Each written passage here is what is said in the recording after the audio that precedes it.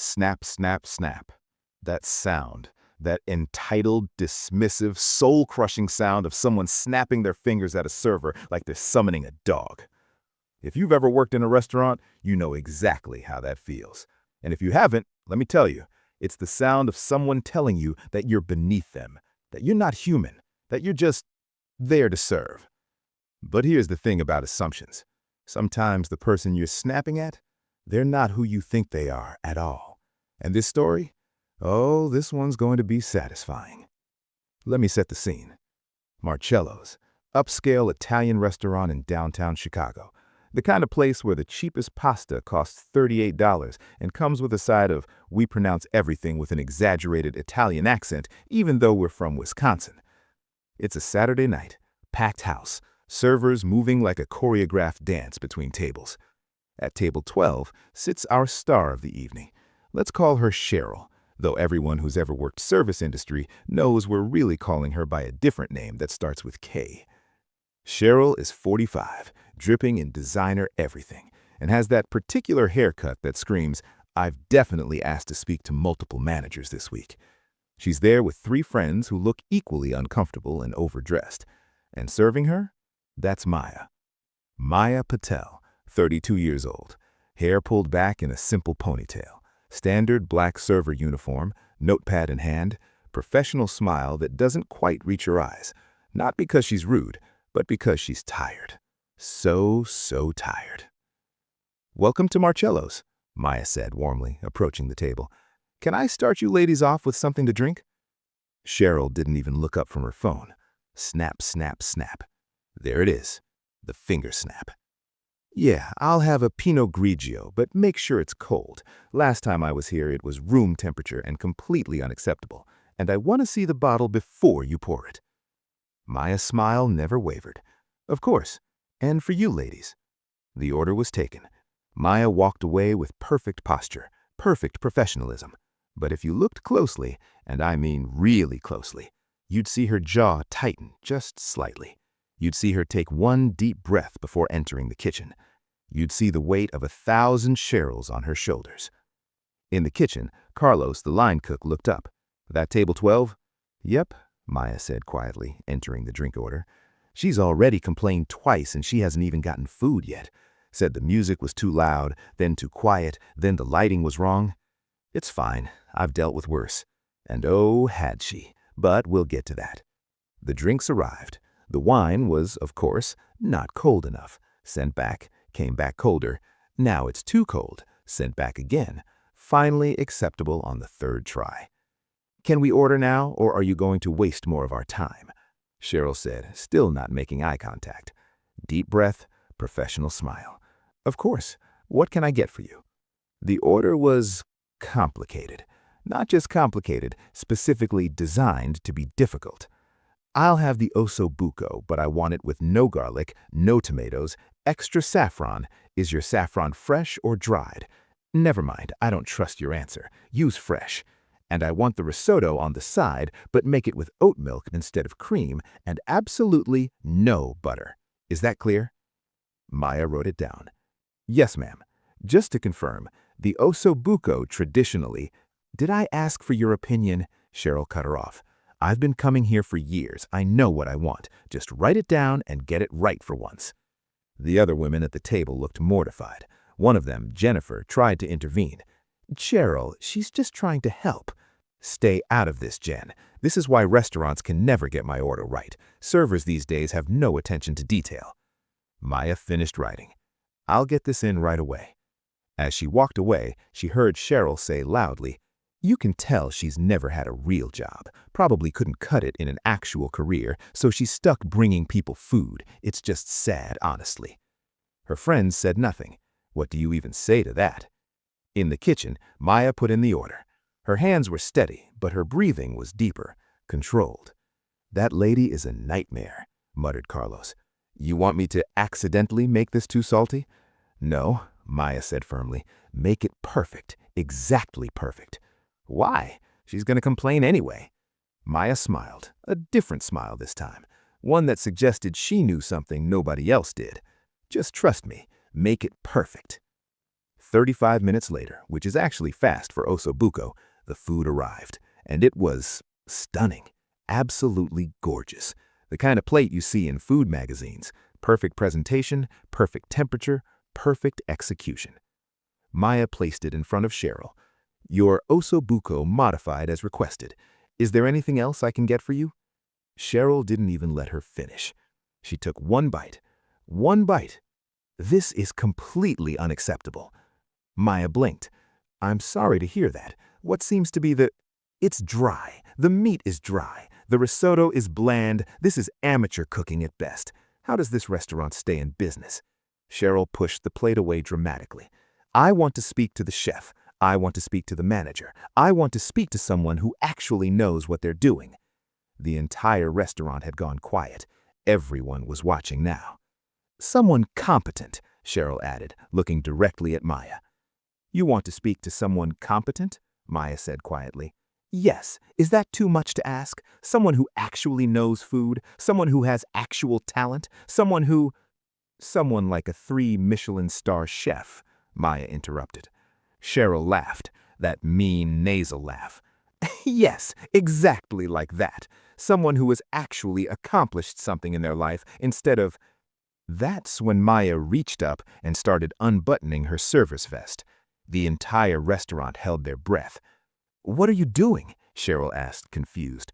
Maya removed the vest. Underneath was a white chef's coat, pristine, professional, and embroidered on the breast pocket. Chef Maya Patel, 3 Michelin stars, Les Lumières, Paris. You could have heard a pin drop. Cheryl's face went from confused to pale in record time. You... what? Maya folded her server's vest carefully, deliberately, every movement precise, like she was preparing for surgery. Because in a way, she was about to dissect everything Cheryl believed about herself. Let me explain something to you, Maya said, her voice calm but carrying through the entire restaurant. That dry meat you just sent back, that's osobuco that's been braised for 4.5 hours at precisely 325 degrees. The bland risotto, that's carnaroli rice, toasted until the starches release properly, finished with oat milk as you requested, which, by the way, is incredibly difficult to work with because it doesn't have the fat content to create proper creaminess, but we managed it anyway. Cheryl opened her mouth. Nothing came out. The modifications you requested removed every element that makes osobuco actually taste like osobuco. No garlic means no aromatics. No tomatoes means no acidity to balance the richness. No butter means no emulsification in the risotto. You essentially ordered us to make a completely different dish, then complained that it didn't taste like the original. Other diners were nodding now. One person started to clap, then stopped, unsure if it was appropriate. But that's not really why I'm standing here telling you this, Maya said, her voice calm but carrying through the entire restaurant. You want to know why I'm really here? Why a chef with 3 Michelin stars is working as a server in a mid-tier Italian restaurant in Chicago? Everyone leaned in, even Cheryl's friends. I'm writing a book, Maya said simply. It's called Below the Line, a chef's undercover journey through restaurant culture. I've spent the last 6 months working as a server, a busser, a host, and a dishwasher in 12 different restaurants across the country. I wanted to understand what front-of-house staff experience every single day. I wanted to document how customers treat the people who serve them. She pulled out her phone, tapped a few times, and held it up. On the screen was a recording app, red dot blinking. Recording. I've been recording our entire interaction tonight, with full legal permission from the restaurant owner, I should add. And Cheryl, you're going to be Chapter 7. The chapter about how entitlement and cruelty have become so normalized in dining culture that people feel comfortable dehumanizing servers without a second thought. Cheryl's face had progressed from pale to bright red. You can't. I'll sue you for what? Recording a conversation in a public establishment with proper consent? Illinois is a two-party consent state, and you agreed to recording when you entered. There's a sign at the door. You just didn't notice it because you were too busy on your phone. One of Cheryl's friends, Jennifer, stood up slowly. I think I'm going to head out, actually. Cheryl, this is really embarrassing. Sit down, Cheryl hissed. No, Jennifer said firmly. I've watched you treat people like garbage for years and said nothing because we've been friends since college. But this is beyond. She's a Michelin-star chef, and you told her she was incompetent. I'm done. Jennifer walked out. The other two friends looked at each other, then quietly followed. Cheryl sat alone at her table, surrounded by uneaten food and empty chairs. But Maya wasn't done. Do you want to know something interesting? Maya said, sitting down in one of the abandoned chairs. In Paris, at Les Lumières, we had a rule. We would never, ever serve someone who snapped their fingers at staff. Not because we were being precious, but because someone who snaps their fingers at a server doesn't respect the craft. They don't respect the art. They don't respect the hundreds of hours of work that goes into creating something beautiful. She leaned forward. I've cooked for presidents, for royalty, for celebrities whose names you'd recognize instantly. And do you know what the truly powerful people, the truly secure people, the truly impressive people all had in common? They said please and thank you to every single person who served them. They learned their servers' names. They treated everyone with dignity. Maya stood up.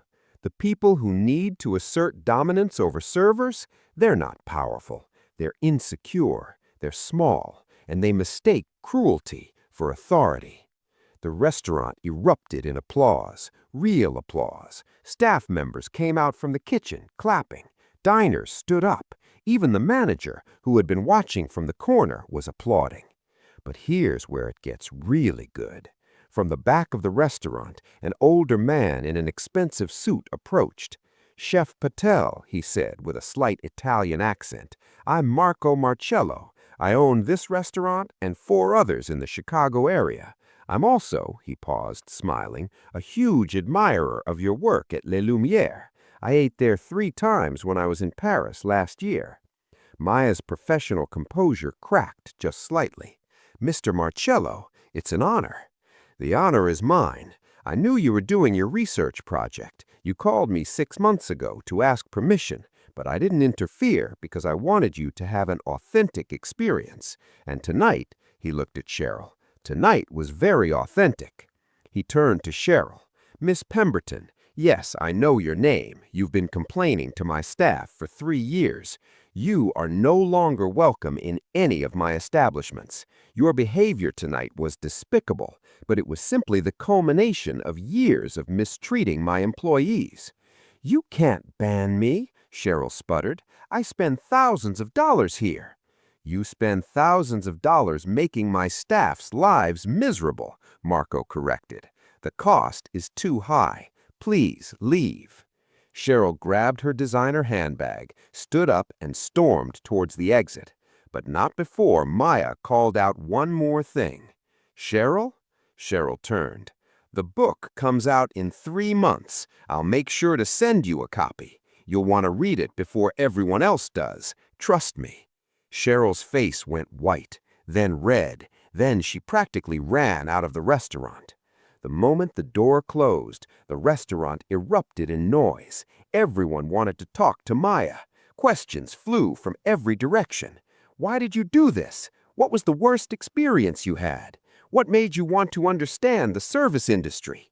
Maya held up her hands, laughing. One question at a time, please.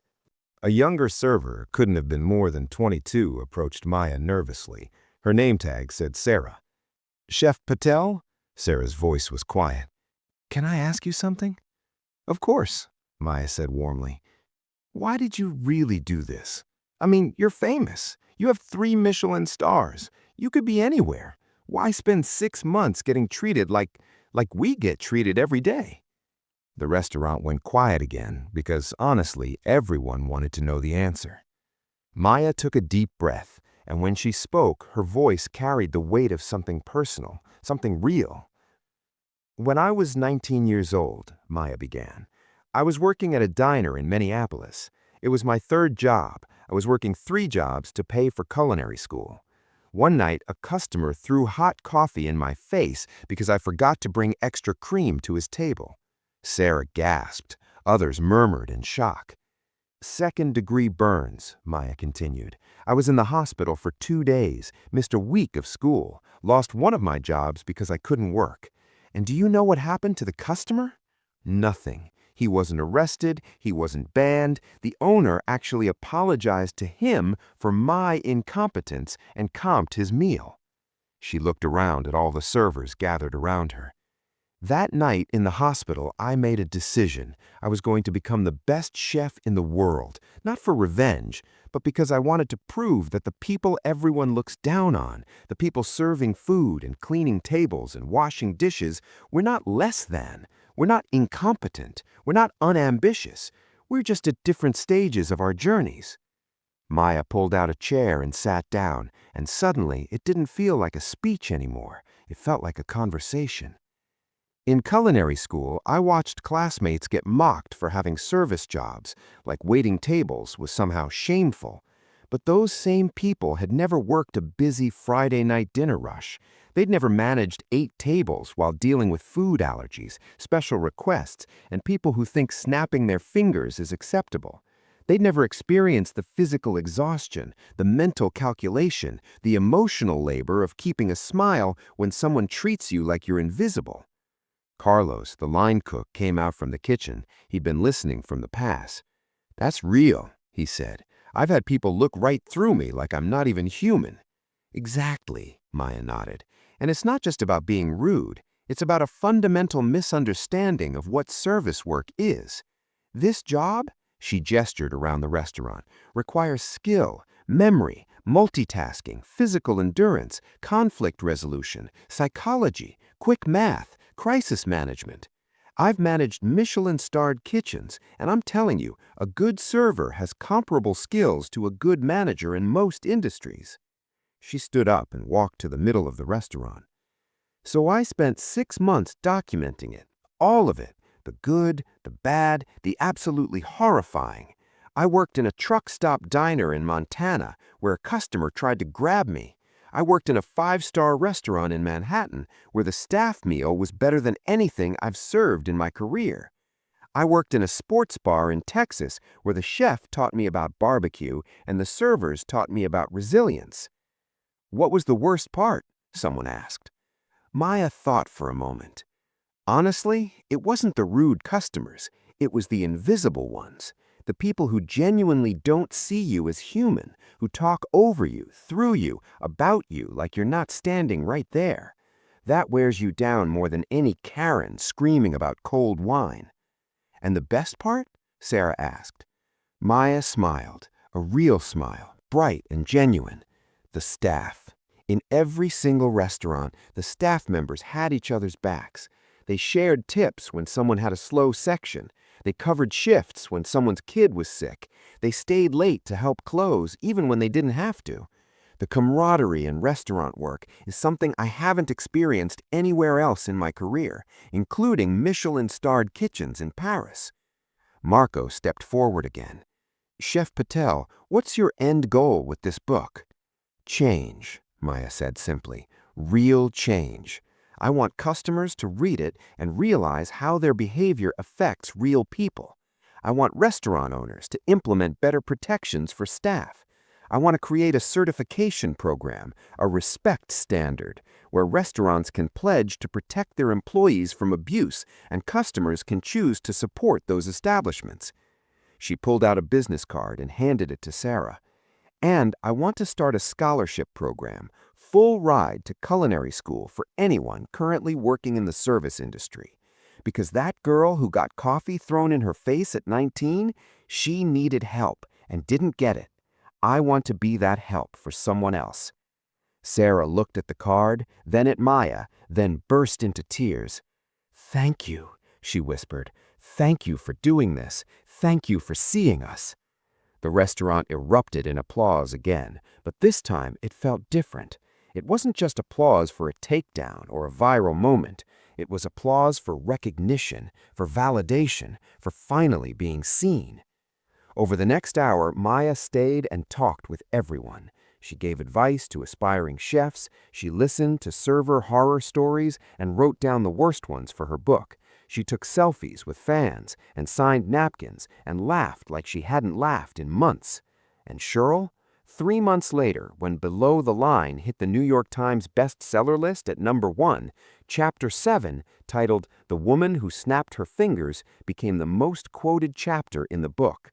Cheryl's real name was changed, but enough identifying details remained that her friends recognized her immediately. She became a cautionary tale, a meme, a symbol of everything wrong with dining culture. But more importantly, Maya's book sparked real change. The Respect Standard program launched with 47 restaurants. By the end of the year, it was over 3,000. Restaurants displayed the certification proudly. Customers specifically sought them out. And Sarah? She won the first scholarship. Enrolled in culinary school the following year, graduated top of her class. She's now a sous chef at one of Marco's restaurants. When reporters asked Maya if she thought her 6 months undercover were worth it, she always gave the same answer. I spent 6 months being invisible, but I made sure every person who ever made a server feel invisible would be seen. Their cruelty is on the record now. And more importantly, the dignity, skill, and humanity of service workers is on the record. So yes, absolutely worth it. The restaurant industry would never be the same. And it all started with someone who thought it was acceptable to snap their fingers at a woman who just happened to be one of the best chefs in the world. Never underestimate the person you're serving. You never know who they really are.